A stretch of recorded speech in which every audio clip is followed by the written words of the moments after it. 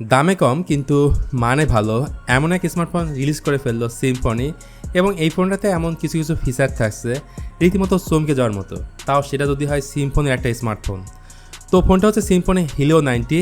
বাংলাদেশে একটা ভেরিয়েন্টে ফোনটা লঞ্চ হয়েছে 828 GB, যেটার দাম হচ্ছে 19,999 টাকা। তো এই দামে পাচ্ছেন সুপার অ্যামোলেড ডিসপ্লে যা 120 Hz হাই রিফ্রেশ রেটের, এবং এটাই সিম্ফনির প্রথম স্মার্টফোন যেখানে থাকছে in display fingerprint sensor. Helio G99 এর মতো পরীক্ষিত একটা পাওয়ারফুল প্রসেসর, 64+32 মেগাপিক্সেলের ক্যামেরা সেটআপ সহ 33 ওয়াটের ফাস্ট চার্জার ফোনের বক্সে পেয়ে যাবেন। বাট এত কিছু থাকার পরেও এই ফোনটার বেশ কিছু জায়গায় ইমপ্রুভমেন্টের সুযোগ ছিল। কেন আমার কাছে এই ফোনটা ভালো লাগেনি এবং আপনার কাছে ভালো নাও লাগতে পারে, সেটাই মূলত জানাবো আজকের ভিডিওতে। এই ফোনটা খারাপ লাগার অন্যতম একটা কারণ হতে পারে এই ফোনটার বিল্ড কোয়ালিটি। মানে হিলিও G80-র মতো সিমিলার টাইপের গ্লাস ব্যবহার করা হয়েছে হিলিও G90-র ব্যাক প্যানেলে, যেটা হাত থেকে পড়ে গেলে স্বাভাবিকভাবেই ভেঙে যেতে পারে। তবে তারা যদি সামনের মতো ব্যাক প্যানেলে কর্নিং গোলা গ্লাস দিত তাহলে বিল্ড কোয়ালিটি সলিড বলা যেত। এছাড়া পোর্টস অ্যান্ড বাটনসে মোটামুটি সব কিছু থাকলেও একটা জিনিস আপনারা মিস করবেন, সেটা হচ্ছে স্টেরিও স্পিকার। এটা এই বাজেটের ফোনে অবশ্যই থাকাটা উচিত ছিল। পাশাপাশি নিচের দিকে হিলিও লোগোটা যদি ছোটো করে দেওয়া হতো আমার মনে হয় বিষয়টা আরও ভালো হতো। 3টা কালার এই ফোনটা মার্কেটে অ্যাভেলেবেল পাবেন। একটা হচ্ছে হোয়াইট, গোল্ড এবং এর পরেরটা হচ্ছে ব্ল্যাক।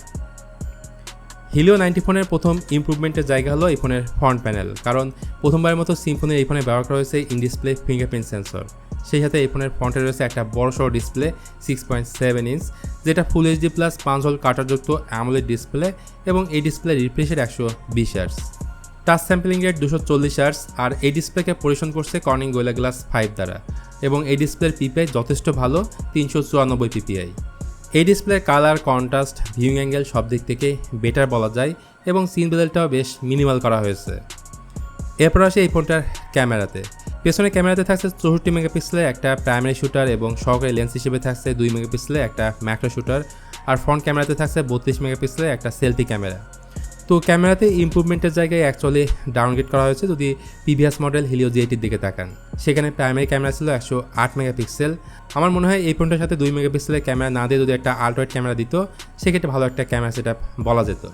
এই ফোনের মেইন ক্যামেরাতে ভিডিও রেকর্ড করা যায় সর্বোচ্চ 2K 30 fps, কিন্তু 1080p 30 fps ভিডিও রেকর্ড করলে সেক্ষেত্রে আপনি EIS সাপোর্টটা পাবেন। এবার আসা যাক পারফরমেন্স সেকশনে। তো পূর্বে হিলিও G80 ফোনের মতো হিলিও G90 ফোনেও কিন্তু ব্যবহার করা হয়েছে same processor MediaTek Helio G99। এটা 6 নানোমিটার ফেব্রিকেশনে বিল্ড করা এবং পাওয়া যাবে একটা ভেরিয়েন্টে 828 GB। তবে আপনি চাইলে স্টোরেজটা বাড়াতে পারবেন 512 GB পর্যন্ত মেমরি কার্ড ব্যবহার করে। র্যামের টাইপ হচ্ছে LPDDR4X এবং স্টোরেজ টাইপ হচ্ছে UMCP5। যেহেতু হিলিও G99 বেশ পুরাতন একটা প্রসেসর, অলরেডি হিলিও G80 ফোনে ব্যবহার করা হয়েছে, তাই আমি আশা করেছিলাম অন্তত এখানে অ্যাটলিস্ট থাকবে ডায়মেনসিটি সিরিজের কোনো চিপসেট। যদিও হিলিও G99-এর পারফরমেন্সটা খারাপ না, এই ফোনের আন্তঃ স্লো হচ্ছে 4 লাখের উপরে আপনি পাবেন। দেন এই ফোনে ব্যাটারি থাকছে 5000 mAh এবং বক্সে পেয়ে যাবেন 33 ওয়াটের চার্জার। হ্যাঁ, এখানে বলতে হচ্ছে চার্জিংয়ের ক্ষেত্রে বেশ ভালো একটা ইমপ্রুভমেন্ট আনা হয়েছে। তো এই ফোনটা আসলে কারা কিনবেন? আসলে আমি এই ফোনটা নেওয়ার পক্ষেই না, কারণ এই দামে এর থেকে আপনি অনেক বেটার ফোন মার্কেটে অ্যাভেলেবেল পাবেন, যেমন স্যামসাং গ্যালাক্সি A15, যেটার দাম 16 থেকে 17 টাকার মধ্যেই আপনি পাবেন। তো আজকে ভিডিওটা এখানে তাহলে শেষ করছি। ভিডিওটি কেমন লাগলো সেটা জানাতে পারেন কমেন্ট করে। ভিডিওটি ভালো লাগলে please hit the like button, share করতে পারেন আপনার বন্ধুদের সঙ্গে। তো দেখা হচ্ছে নেক্সট ভিডিওতে খুব তাড়াতাড়ি।